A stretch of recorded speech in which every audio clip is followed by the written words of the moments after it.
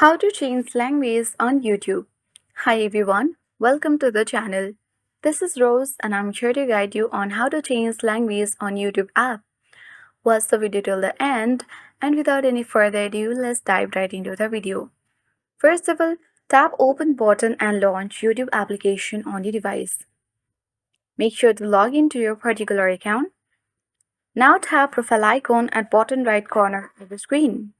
Then choose the gear icon at top right corner. To access settings section, in order to change language, select General at top of the screen.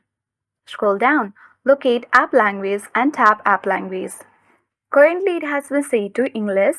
You can easily scroll down and choose any convenience language for you. For me it's English, so it has been set to English. You simply need to tap and change the language on YouTube app. That's all for today. Hope this video helped you. If you are new to our channel, hit the like button and subscribe for more tech and tips videos. Thanks for watching. See you in the next video.